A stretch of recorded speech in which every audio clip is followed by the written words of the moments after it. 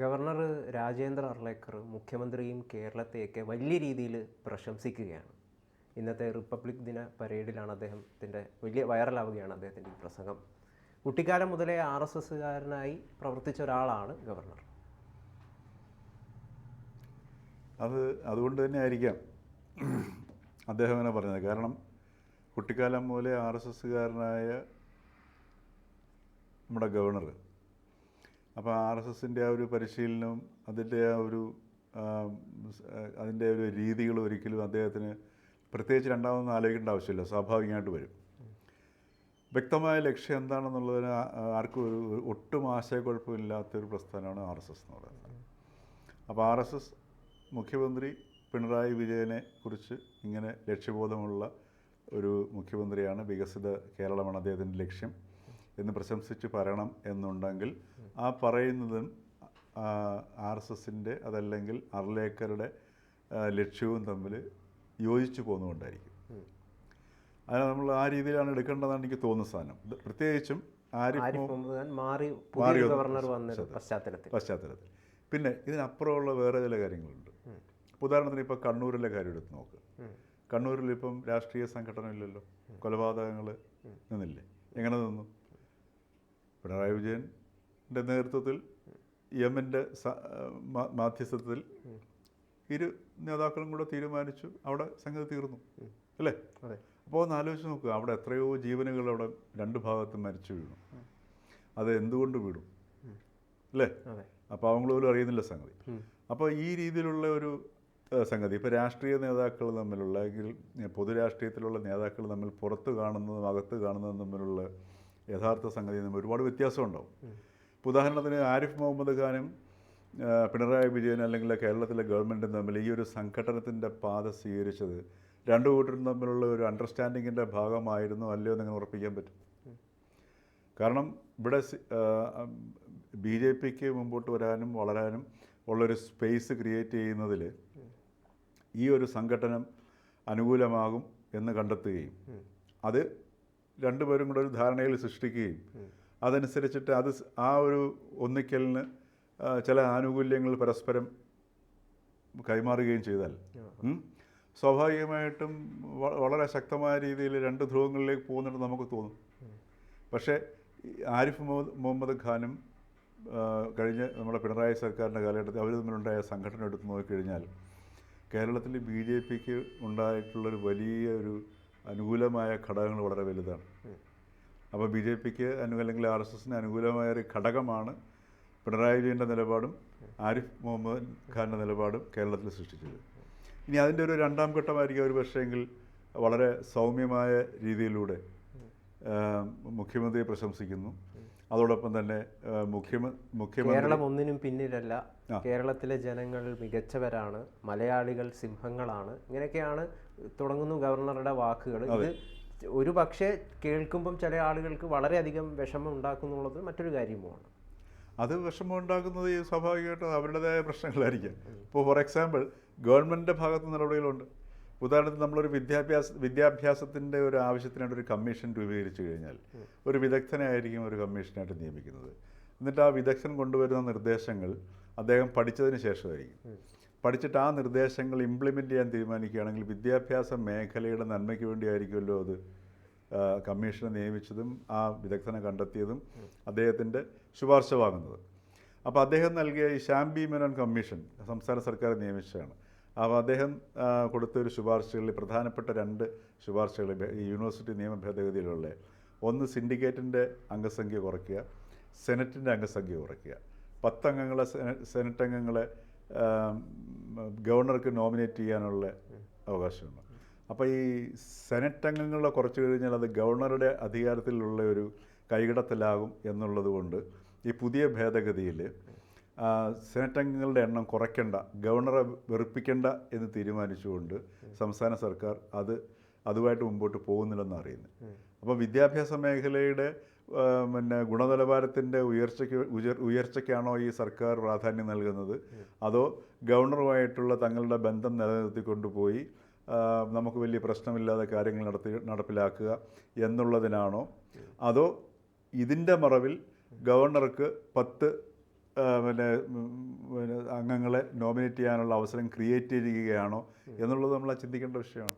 രണ്ടായാലും ഒരു കാര്യം വളരെ വ്യക്തമാണ്, ഉന്നത വിദ്യാഭ്യാസത്തിൻ്റെ ഉന്നമനത്തിന് ലക്ഷ്യമാക്കിയല്ല സംസ്ഥാന സർക്കാർ തീരുമാനമെടുക്കുന്നത്. സർക്കാരിൻ്റെ തീരുമാനത്തിൻ്റെ മുൻഗണന ഗവർണറുമായിട്ടുള്ള ബന്ധം മോശമാക്കാതിരിക്കാൻ എന്നുള്ളതാണ് പ്രത്യക്ഷത്തിൽ. ഒരുപക്ഷെ പരോക്ഷമായിട്ട് 10 അംഗങ്ങളെ സെനറ്റിലേക്ക് പ്രവേശിപ്പിക്കാൻ അവസരം ഉണ്ടാക്കി കൊടുക്കുന്ന ആയിക്കൂടാകുകയുമില്ല. അപ്പോൾ ഈ രീതിയിലുള്ള ഒരു ഗിവ് ആൻഡ് ടേക്ക് അവസ്ഥയിലൂടെ ഇപ്പോൾ രാജേന്ദ്ര അർലേക്കർ ചിലപ്പോൾ ഒരു പക്ഷെങ്കിൽ ആരിഫ് മുഹമ്മദ് ഖാൻ എടുത്തതിൻ്റെ ഘടകവിരുദ്ധമായൊരു സമീപനം എടുത്തിട്ട് മുമ്പോട്ട് പോവുമായിരിക്കും. രണ്ടായാലും BJP നേതൃത്വവും കേന്ദ്ര സർക്കാരും പിണറായി സർക്കാരും ഒക്കെ തമ്മിലുള്ള നല്ല ഒരു ധാരണ രൂപപ്പെട്ടിട്ടുണ്ട്. അത് പരസ്യമായിട്ടില്ല എന്ന് മാത്രമേ ഉള്ളൂ. ഇപ്പോൾ പരസ്യമായി മനസ്സിലായി. പരോക്ഷമായിട്ട് അതുണ്ടെന്നുള്ള പല പല കാര്യങ്ങളിലും നമുക്കത് വളരെ വ്യക്തമാണ് സാർ. ഇപ്പോൾ ഈ സന്ദീപ് വാര്യറെ പോലുള്ള ആളുകളൊക്കെ ഈ CJP എന്ന് പറയുന്ന ഒരു ഡീല് കേരളത്തിലുണ്ട് എന്നൊക്കെയുള്ള, അതായത് കമ്മ്യൂണിസ്റ്റ് ജനതാ പാർട്ടി, ഇവർ തമ്മിൽ വലിയൊരു ധാരണയുണ്ട്. കാരണം അടുത്ത നിയമസഭാ തെരഞ്ഞെടുപ്പിൻ്റെയൊക്കെ ഭാഗമായിട്ട് വീണ്ടും CPM-നെ അധികാരത്തിൽ കൊണ്ടുവരിക എന്നുള്ളതാണ് ചിലവരുടെയൊക്കെ ലക്ഷ്യം. അതിൻ്റെ ഭാഗമായിട്ട് ഈ ഡീലുണ്ട്. നേരത്തെ തന്നെ നമ്മുടെ ചുവപ്പ് നിറച്ചാൽ കാവിയാകും എന്നൊക്കെ പറഞ്ഞിട്ടുള്ള പരാമർശങ്ങളൊക്കെ വളരെ രസകരമായിട്ട് കേരളത്തിൽ ഇങ്ങനെ പ്രചരിച്ച് നടന്നതാണ്. ഇതിൻ്റെയൊക്കെ പശ്ചാത്തലത്തിൽ നമ്മൾ ഇതിനെ കാണേണ്ടതുണ്ടോ? ഈ ഗവർണറുടെ ഈ മലയാളി സിംഹമാണ്, വികസിത ഭാരതം വികസിത കേരളം ഇല്ലാതെ സംഭവിക്കില്ല എന്ന് പറയുന്നു. തീർച്ചയായിട്ടും. ഇനി അസംബ്ലി ഇലക്ഷന് ഇപ്പം പഞ്ചായത്ത് ഇലക്ഷൻ വരാൻ പോകുന്നു. അസംബ്ലി ഇലക്ഷന് അധികം വേണ്ട ഒരുക്കങ്ങളൊക്കെ തുടങ്ങിക്കഴിഞ്ഞു. പശ്ചാത്തല ഒരുക്കങ്ങളൊക്കെ തുടങ്ങേണ്ട സമയമാണ്. അപ്പോൾ സ്വാഭാവികമായിട്ടും BJP-യുടെ ഏറ്റവും വലിയൊരു ആവശ്യമെന്ന് പറയുന്നത് CPM അധികാരത്തിലിരിക്കുക എന്നുള്ളതാണ്. കാരണം CPM അധികാരത്തിലിരിക്കുമ്പോൾ മാത്രമാണ് അതെന്തുകൊണ്ടാണ് അങ്ങനെ? എന്തുകൊണ്ടാണ് BJP അങ്ങനെ ചിന്തിക്കുന്നത്? എന്തുകൊണ്ടാണ് CPM അധികാരത്തിലിരിക്കുന്ന സമയത്ത് സ്വാഭാവികമായിട്ടും അണികളുടെ ഇടയിൽ വളരെയധികം നല്ല സംഘർഷം നിലനിർത്തുകയും അതോടൊപ്പം തന്നെ BJP-യെ പ്രത്യക്ഷമായിട്ട് അവരുടെ എല്ലാത്തിനെയും ഘടകവിരുദ്ധമായിട്ട് എതിർക്കുന്ന ഒരു രാഷ്ട്രീയ പ്രസ്ഥാനമാണ് CPM പ്രത്യക്ഷമായിട്ട്. അതോടൊപ്പം തന്നെ കോൺഗ്രസിനെ അധികാരത്തിൽ നിന്ന് മാറ്റി നിർത്തുക. അവരുടെ പ്രതിപക്ഷം എന്ന് പറഞ്ഞാൽ കോൺഗ്രസ്സാണ്. CPM എന്ന് പറഞ്ഞ സംഗതി അവരെ സംബന്ധിച്ചിട്ടൊരു ഭീഷണിയോ അല്ലെങ്കിൽ ഒരു CPM മുക്ത ഇന്ത്യയോ എന്നല്ല BJP-യുടെ മുദ്രാവാക്യം എന്നുള്ളത്. കോൺഗ്രസ് മുക്ത രാഷ്ട്രമാണ് BJP-യുടെ മുദ്രാവാക്യം എന്നുള്ളത്. അപ്പം കോൺഗ്രസിനെ അധികാരത്തിൽ നിന്ന് മാറ്റി നിർത്തിക്കഴിഞ്ഞാൽ സ്വാഭാവികമായിട്ടും 3 തവണ കോൺഗ്രസ് അധികാരത്തിൽ നിന്ന് മാറിയെന്ന് കഴിഞ്ഞാൽ കോൺഗ്രസ് അതോടുകൂടി കഴിയും. അപ്പോൾ കോൺഗ്രസ് ഇല്ലാണ്ടായി കഴിഞ്ഞാൽ ഗുണം ആർക്കാണ് ഉണ്ടാവുന്നത്? സ്വാഭാവികമായിട്ടും അതിൻ്റെ ഏറ്റവും വലിയ ഗുണഭോക്താവ് എന്ന് പറയുന്നത് BJP ആയിരിക്കും. അതോടൊപ്പം തന്നെ CPM അധികാരത്തിൽ ഇരുന്ന് കഴിഞ്ഞാൽ കോൺഗ്രസിൻ്റെ അവസ്ഥ എന്താണ്? അപ്പം അടുത്ത ഒരു വർഷവും അടുത്ത ഒരു ടേം കൂടെ മുഖ്യമന്ത്രി പിണറായി വിജയനായാൽ വളരെ സന്തോഷം. അതല്ലെങ്കിൽ CPM അധികാരത്തിൽ വരിക എന്നുള്ളത് രാഷ്ട്രീയമായ നിലനിൽപ്പിനും വളർച്ചയ്ക്കും ഏറ്റവും അത്യാവശ്യം ഇന്ന് കേരളത്തിലെ BJP-ക്കാണ്. അപ്പോൾ ആ മുഖ്യ ലക്ഷ്യത്തിനകത്ത് നിന്നുകൊണ്ടായിരിക്കും ഒരു പക്ഷേ എങ്കിൽ അതിൻ്റെ കോർ ലെവൽ RSSകാരനായ അടിമുടി RSSകാരനായ ഗവർണർ പ്രവർത്തിക്കുന്നത്. എന്തായാലും ഗവർണറിൻ്റെ ഈ പുതിയൊരു സൗഹൃദം, കേരളവുമായിട്ടുള്ള പുതിയ സൗഹൃദം, ആരിഫ് മുഹമ്മദ് ഖാൻ മാറിയ പശ്ചാത്തലത്തിലുള്ള സൗഹൃദം ഏത് രീതിയിലുള്ള മാറ്റങ്ങളൊക്കെയാണ് കൊണ്ടുവരാൻ വേണ്ടി പോകുന്നത്, അന്തർധാരയിൽ എന്തൊക്കെയാണ് നടക്കാൻ വേണ്ടി പോകുന്നത് എന്നുള്ളത് കാത്തിരുന്ന് കാണുകയാണ് കേരളം. ഇപ്പോൾ പുതുതായിട്ട് ഇപ്പോൾ ഇദ്ദേഹത്തിൻ്റെ വന്ന ഈ ഒരു പരാമർശങ്ങളുടെയൊക്കെ അടിസ്ഥാനത്തിൽ തീർച്ചയായിട്ടും ഇതിനകത്ത് ശ്രദ്ധിക്കേണ്ടത് കോൺഗ്രസ്സാണ് ഇവിടെ വളരെയധികം ജാഗ്രതയോടുകൂടി പ്രവർത്തിക്കേണ്ട സമയം. പക്ഷേ കോൺഗ്രസിനകത്ത് ഇപ്പോൾ അടി നടക്കുന്നു. അതെ, ഇപ്പോൾ അടി നന്നായിട്ട് വരികയായിരുന്നു, ഇപ്പം വീണ്ടും അടി നടക്കുന്നുണ്ട്. അപ്പോൾ മുഖ്യമന്ത്രി ആരാണെന്നുള്ള ചർച്ചയിലേക്ക് വന്നു. ഇതുപോലും ഒരു പക്ഷേ എങ്കിൽ ഇത് കമ്മ്യൂണിസ്റ്റുകാരാണോ CPM-കാരാണോ അതോ ഇനി BJP-ക്കാരാണോ ഇത് കുത്തിപ്പൊക്കി എവിടെയെങ്കിലും ഒരു തന്ത്രപരമായിട്ട് ഈ ഒരു ചർച്ച മിക്കവാറും CPM ആകാനാണ് സാധ്യത.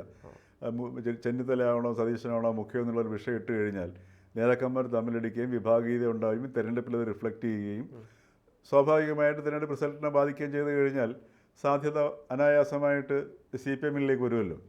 അപ്പോൾ ആ ഒരു സംഗതി പോലും അതിൻ്റെ പിന്നിൽ പോലും, കാരണം ഈ കുരുട്ട് ബുദ്ധിയും ഇങ്ങനെയുള്ള തിരിപ്പുകൾക്കൊക്കെ CPM-കാരെ വെല്ലാനായിട്ട് ആരും തന്നെ ഇല്ല. അത് പിന്നെയും അല്പം അവരോട് പിടിച്ചു നിൽക്കുന്നത് BJP-യാണ്. അടുത്ത മുഖ്യമന്ത്രി ആരായിരിക്കണം, ചെന്നിത്തല ആയിരിക്കണോ സതീശനായിരിക്കണോ എന്നുള്ള ചർച്ച പോലും വളരെ തന്ത്രപരമായി അതിനെ ആസൂത്രണം ചെയ്ത് ഒരു പക്ഷേ അവർ പോലും അറിയാതെ CPM ആണോ എന്ന് പറയാൻ പറ്റത്തില്ല. ഇപ്പം സുകുമാരൻ നായരുമായിട്ടുള്ള ചെന്നിത്തലയുടെ അടുപ്പം, അതിൻ്റെ പിന്നിൽ പോലും CPM പ്രവർത്തിച്ചിട്ടുണ്ടെന്ന് പറയാൻ പറ്റത്തില്ല. അപ്പോൾ ആ ഒരു ചർച്ച വന്നപ്പോഴത്തേക്ക് മുഖ്യമന്ത്രി ആരായിരിക്കണമെന്നുള്ള ചർച്ച വരുമ്പോൾ രണ്ടും ഇതായിട്ട് മാറുകയാണ് ചെയ്യുന്നത്. ഇത് സ്ഥാനാർത്ഥി നിർണ്ണയത്തിലും തെരഞ്ഞെടുപ്പ് പ്രചരണത്തിലും ഒക്കെ ഇത് ബാധിക്കുകയൊക്കെ ചെയ്യും. അപ്പോൾ അത് സ്വാഭാവികമായിട്ടും തെരഞ്ഞെടുപ്പിൽ റിഫ്ലക്റ്റ് ചെയ്ത് കഴിഞ്ഞാൽ അത് ബാധിക്കുന്നത് കോൺഗ്രസിനായിരിക്കും. കോൺഗ്രസിനെ ബാധിച്ചു കഴിഞ്ഞാൽ അതിൻ്റെ ഗുണം കിട്ടുന്നത് CPM ആയിരിക്കും. അപ്പോൾ സ്വാഭാവികമായിട്ടും ഇവിടെ CPM വീണ്ടും അധികാരത്തിൽ വരിക എന്ന ലക്ഷ്യവും BJPക്ക് കോൺഗ്രസിനെ അധികാരത്തിൽ വരുത്താതിരിക്കുക, ഒപ്പം തങ്ങൾക്ക് വളർന്ന് അവരുദ്ദേശിക്കുന്ന സമയമാകുമ്പോഴത്തേക്കും അധികാരം പിടിക്കുക എന്നുള്ള ലക്ഷ്യത്തിലേക്ക് നീങ്ങുക എന്നുള്ള ലക്ഷ്യങ്ങൾ വെച്ചിട്ടാണ് രണ്ടും ഈ BJPയും CPM കേരളത്തിൽ പ്രവർത്തിക്കുന്നത്. അപ്പോൾ ഇതിനിടയ്ക്ക് കോൺഗ്രസ്സാണ് കഷ്ടത്തിലാവുന്നത്. കൂടുതൽ വാർത്തകളും വിശേഷങ്ങളും നിങ്ങളിലേക്ക് എത്താൻ ABC മലയാളം സബ്സ്ക്രൈബ് ചെയ്യുക, ബെൽ ബട്ടണും അമർത്തുക.